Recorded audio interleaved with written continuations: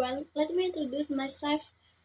I am Nova Elisa with NPM 2441162 from class MEG24B. Here I will present some material related to understanding business law. Pengertian hukum bisnis. Hukum bisnis adalah serangkaian kaidah hukum atau tertulis maupun tidak tertulis yang mengatur tentang tindakan, hubungan, dan kegiatan dalam bidang perdagangan, industri, serta kegiatan ekonomi lainnya yang dilakukan oleh pelaku usaha untuk memperoleh keuntungan.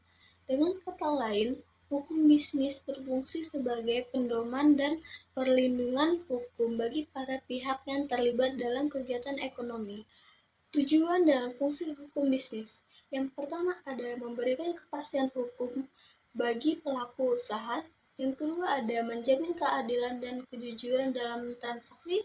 Yang ketiga ada melindungi hak dan kewajiban para pihak. Dan yang terakhir ada mencegah serta menyelesaikan sengketa bisnis. Fungsi utama hukum bisnis adalah menciptakan kepastian dan keadilan dalam dunia usaha. Dengan adanya hukum bisnis, para pelaku usaha bisa berinteraksi dengan aman dan saling percaya.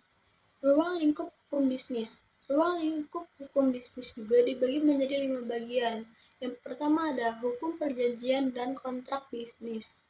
Yang kedua ada hukum perusahaan dan badan usaha.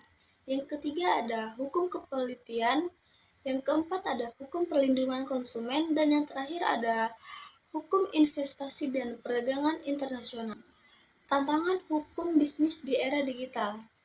Transaksi elektronik dan e-commerce, perlindungan data pribadi, penipuan online, dan e-hibrisme dan peluang pembaruan regulasi.